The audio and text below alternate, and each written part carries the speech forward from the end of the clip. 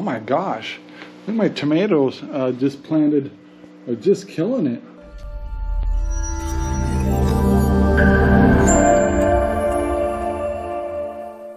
Hello everyone, this is Ranger Rob and welcome to the Ranger Rob Country Living channel. I just walked out here and it's like, oh my gosh, look at my tomatoes just planted are just killing it.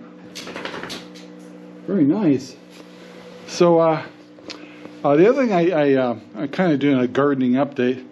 I planted some sweet peppers. I know it's April, but these are not hot sweet peppers. A jalapeno is not hot, and a jalapeno, I'm not sure if I'm saying it right, but they're not hot. The germination rate before you can put them outside is 6 to 8 weeks, almost 2 months. So I started those down here, and by the time they're ready to go outside, it'll be June for us. So that was kind of surprising. So I also got a couple of miscellaneous lettuces going on the propagator.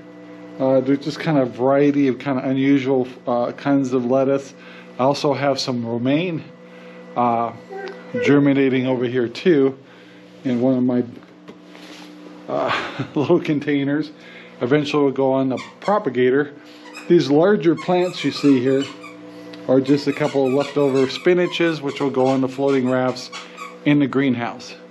So what's up? What you got? What is it? Looks like she's got a jalapeno too. So anyway, we're going to take these dogs outside. We got to do pigs, but I want to talk about garden a little bit. So the next thing we're going to do is go visit the above ground garden. Well guys, I'd like to say it's a sparkling day because it looks sunny, but if you really look up there, we got some gray clouds coming, so got a feeling our weather's going to be changing, which is supposed to. But we're going to take a look at above ground. Now we're kind of concerned about how cool it was getting, so we covered up the strawberries. They're doing all right. We'll see what happens. But we are showing signs of the lettuce in here starting to come up.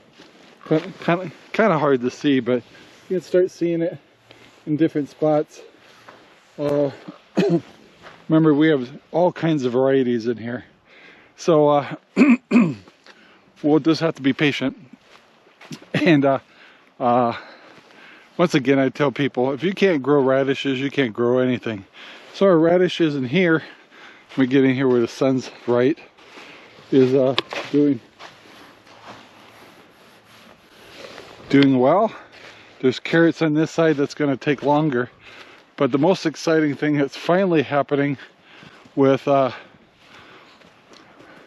this garden bed is we're starting to show signs of peas coming up. Here, right here, and two kinds of peas, regular peas and snap peas. Right here. So, whoop, that's cool. Starting to see a lot more spots here. So, by gosh, we might actually have some success. Excuse me, I've been kind of yakking a lot on the phone. Anyway, there's one other thing I want to show you in the greenhouse. Now, I know right here, we're not at the greenhouse yet. This is where we put our Walla Walla onions. And it's kind of interesting, because I always try not to overwater, but at nighttime the sprinklers come on and water this area, and I've noticed the Walla Walla onions actually are perking up, and it looks like a lot of them are going to make it, and I think it's because of the extra water they're getting. So that really surprised me. So yeah, also we haven't put all this together yet. We're kind of watching to see if we had any leaks. Everything's looking really good. Very happy about that. But let's get to the greenhouse and show you what I was kind of excited about. So on the Dutch buckets, we're experimenting to see if we could get some peas to come up. And by gosh, it's kind of hard to see, but right here, here, here are some peas. Over here is snap peas, and we're not seeing any signs of it, snap peas yet. But most likely, if the those peas are coming up, those ought to be coming up soon. And yes, that's algae you see in the top from when it really warms up in here and the nutrients are splashing on top. Typically I have the water feeders in the perlite, so we don't really get too much of that algae, but these are on top because of the way I planted them. But yeah, that's exciting. It's the Dutch buckets are taking off. Now these are the floating rafts. Everything's growing pretty good. It does seem like this one's growing faster because we do have a heater in the water, where this is the water temperature of the outside, so it's probably a lot colder. But yeah, look at these plants. So this is basically a butter crunch and a whole bunch of spinach. I realized that when you grow spinach, you got to grow a lot, because when you go to cook it, shrinks down to nothing. So I got spinach there, I got spinach here, got spinach out on the propagator. I've got more spinach to plant in the above grounds, and I'm putting spinach out in the NFTs, because once it warms up, spinach will really not be very happy unless I go to a different kind of spinach. So yeah, pretty excited about that. And boy, you gotta love hydroponics. And I don't know what's gonna happen with my little tomato over here, but let's take a peek and see if he's still hanging in there or not.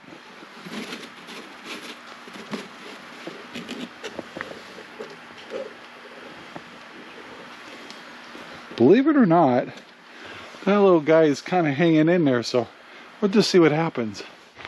So it looks like we're having a little bit of late spring cold weather growth going on. That's pretty exciting for us, because our last frost date doesn't happen until almost June 10th. So we're far from ready to hit summer stuff. So sometimes we have to gamble just to see if we can get something through to get an earlier start. Luckily we have a greenhouse too, but like if I was going to plant corn or anything, I may have to plant a little bit earlier than our first frost date, just to see if I can get corn for the fall. So we'll see what happens, but pretty excited about that. So seeing some of the same patterns between hydroponics and the above ground gardens over there, and I think we're having a little success. So let's knock on wood thing. So I also want to remind you guys that we do have a podcast tonight. The RangerRob Country Living Podcast is always on Thursdays at 6 p.m. You're always welcome to join us. When it's live, we'd love to have you in the chat, talk with us and bring up subjects to talk about. This particular show, which this video will be a week later, should have a couple of guests on it. So it'd be me and Dale and a couple of guests, and we are kind of talking about we the people, which means our government was formed to protect us, to make sure our constitutional rights were always protected. Well, something's happened where that's not happening anymore. But it also, the subject is when we talk about whether it's associations or whether it's local government, state government, city government, have they forgotten that they serve us and aren't always being motivated by their own agendas? So that's kind of the subject tonight. I hope you enjoy it. And yeah, we always try to have something interesting at a local level and federal level or state level. So anyway guys, let's move on. There is one more open issue I want to talk about that's on our homestead here, is what you've been seeing here. Why is this just sitting here? And it's because one is we got new chickens coming in next week. This is Premier fencing. It's electrified, designed for poultry. That's actually a chicken tractor, which is made for meat birds. And we may not do the meat birds this year. I could change my mind, but we'll see what it all depends on how supplies are. If we really got the shortage problem that we really think might be happening, then I'll consider doing my own chickens. But that'll be replaced by our chicken shaw. And the chicken shaw is the chicken hutch with wheels out there. So what we want to do is let the chickens work our grass fields. We got a lot of them, and it's kind of hard to see anymore, but we did a little bit of chicken tractoring with those chickens over there, with that chicken tractor, and you can see the spots where we had them, and the grass responded well. So imagine if we just keep moving our chickens through all these fields we got, how healthy they'll be. A lot more fertilizer, and they'll get our good and bad bugs and all kinds of stuff, and they'll be good for the chickens and good for the property. So I may pick up another Premier fencing so the chickens have a little bit more range to work the land. And yeah, so this will go into effect fairly soon. We are just kind of learning how to manage chickens in this kind of scenario, and everything went fine. We kind of know the end is out. We learned how to clip wings for chickens and stuff, and so this should be really interesting when we really put this to work. All right guys, I'm going to feed the piggies. I'll let you see them real quick, but I'll try not to do too much. It seems like every day I'm always putting piggies on here, and we don't want to bore you to death with pigs every day. But there they are. And this is our second part of our property, and lots of grass coming up. Looks like planting this is paying off. And this one's getting a little grass in it too. And you two are hungry, aren't you? So for those of you who may be new to the channel, these are Idaho pasture pigs. These two are females, and they're not fixed or anything. So we do have 4 pigs, and the other 2 are boys. One's been castrated, the other one hasn't. So one's a feeder pig. So these 2 are gonna farrow for us. So when we do that, over here, we're gonna set up a little pig area with a shelter that's designed for them to have their babies. And we can put heat lamps out there too. But right now, our boar is younger than them, so we gotta let our boar mature a little bit. These gals, I'm kind of assuming they may go in the heat pretty soon. They're probably close to age, but he's not ready. And our bigger one is the one that's our feeder.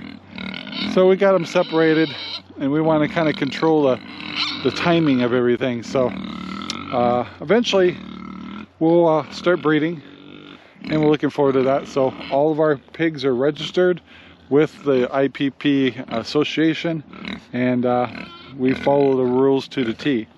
So, but I tell you, if you're going to get pigs, Idaho pasture pigs are just awesome.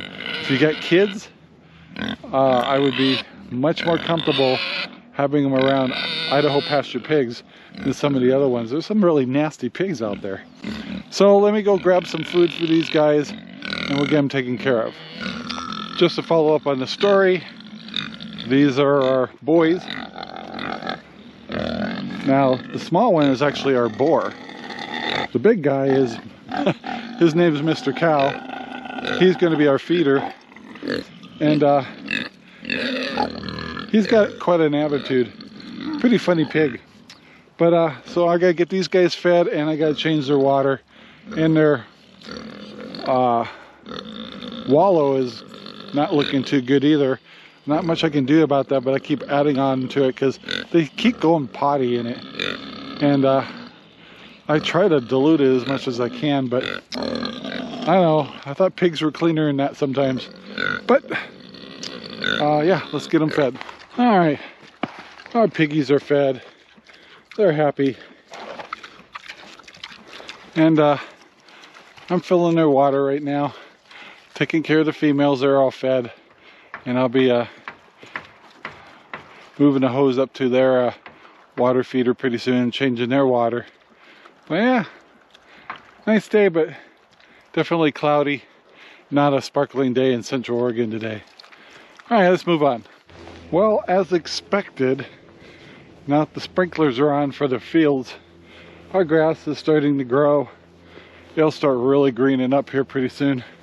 Real spotty right now, but unfortunately, I've got a couple of spigots that need to be replaced. Like, I can't even find it. Right here. It totally popped out. So I just get a lake in here every evening. So I'll probably go to Home Depot today, pick up about 6 new sprayers and replace some of them. I got a couple more in some of the other areas to replace. Yeah, but I did get that all shut off. But you just wait. This will turn into beautiful grass here in about a week or so. Now it's getting watered. I got certain areas in here. You can see it's a lot of green is coming up through the gray spots. And then Sherry will get to start doing her lawn mowing, which she really loves to do. But I got another sprinkler over here I got to fix. And yeah, there's a couple. But yeah, it's just always something. So yeah, definitely a Home Depot run today. Well guys, a little later in the day, I did go to the store. I just got one spigot thing for my water sprayer for our garden system. Just to try it out and see how well it fits and how hard it is to install. And I gotta tell a little story. So I was in the garden department, loved to walk through all there. Saw these beautiful orchids for like 19 bucks or something like that. And I'm thinking, oh my gosh, Sherry's mom, which is in assisted living, would love one of these. So I'm thinking, I got enough time. So I grabbed them and basically drove over to the assisted living. And she was really cute because the other day she told Sherry, was like, well, I like to talk to Rob too once in a while, tell him to stop by. Well, I've never really stopped by there because with the COVID and stuff like that, it was only family only for a while and all that. So anyway, it's like, wow, I think I can go in now. So I showed up at the assisted living, brought the flowers up there. Oh my gosh. So the reason I'm laughing is I'm about 10 minutes out before I have to do a podcast, so I'm kind of in a hurry. So reason being is, one is we went in there, got the flowers, she loved the flowers, and Neva and I can talk forever because she loves flowers and she loves what we're doing with the gardens and the vegetables and all that stuff. Well, anyway, so I bet you I was there for an hour. Anyway, so I got my hugs and the whole works and headed out the door, and right outside the door, a couple of older folks were out there which saw me with the flowers coming in, and he just immediately says, hey, how you doing? Those flowers are amazing. And I just can't help it.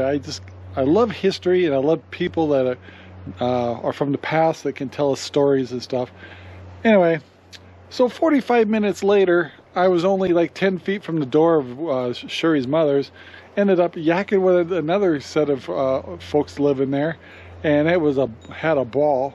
And I just all I can say, people, before I wrap up this video, is if you got older folks around, especially if they're from the World War I or II, most likely, been through the Depression, things like that,